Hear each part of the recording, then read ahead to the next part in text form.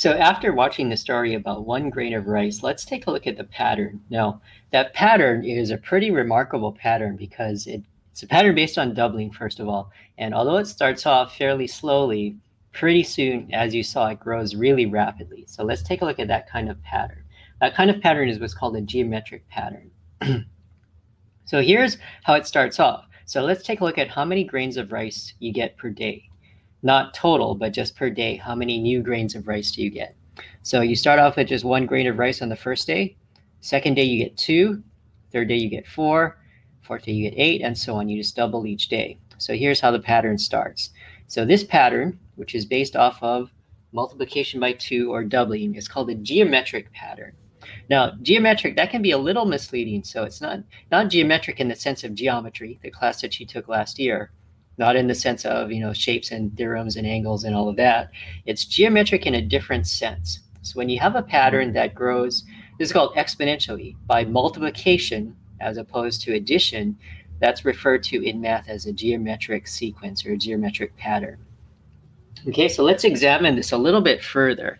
So of course the pattern is based on doubling.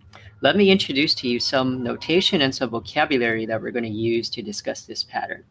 Okay, now as we learned before when we talked about arithmetic sequences in series, we referred to the numbers in the pattern as the terms of the sequence.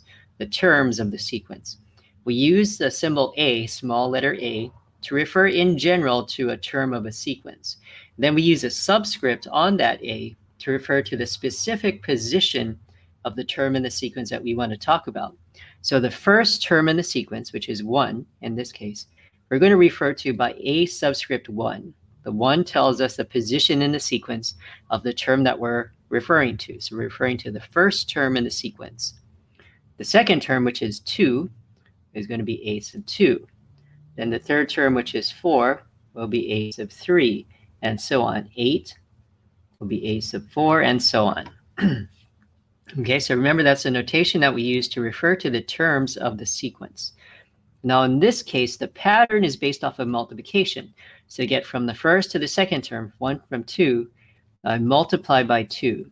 And then to get from 2 to 4, of course I multiply by 2 again. So the pattern is based off of multiplying by 2, multiplying by the same value each time. So when the pattern is based off of multiplication like this, by the same factor each time, that's what makes it geometric. The number that you multiply by each time to get the next term in the sequence is called the common ratio. And we refer to that by the symbol r, small r. So we would say in this case that the common ratio of this sequence is 2. So r will be 2. Okay, so first term is 1, common ratio is 2. And as we saw, this can grow really, really rapidly.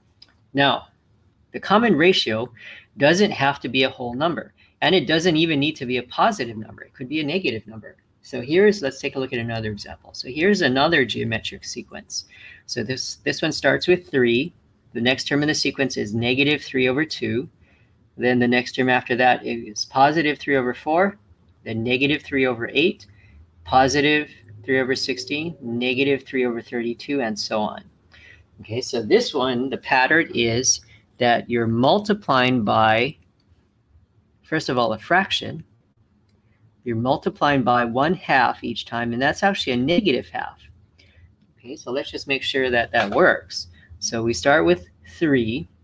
3 times negative 1/2 is negative 3 over 2. Negative 3 over 2 times negative 1/2 will be a positive number.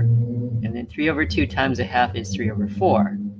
3 over 4 times negative 1/2 will be negative 3 over 8, and so on. So if you walk yourself down the pattern and you just make sure, it actually does work.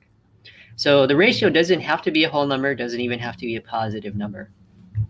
In fact, one of the more interesting types of geometric sequences are when you have a negative ratio like this.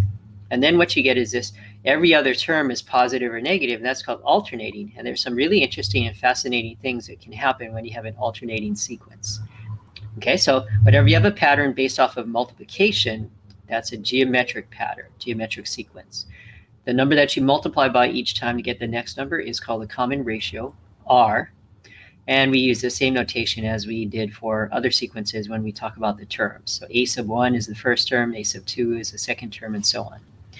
So what we want to do with this geometric pattern, first of all, is we want to get a general formula for any term in any geometric sequence so that we don't have to reinvent the wheel, start from scratch, and rederive everything every time we want to analyze a geometric sequence. So let's first start by taking a look and seeing if we can find a general formula that can describe any geometric sequence.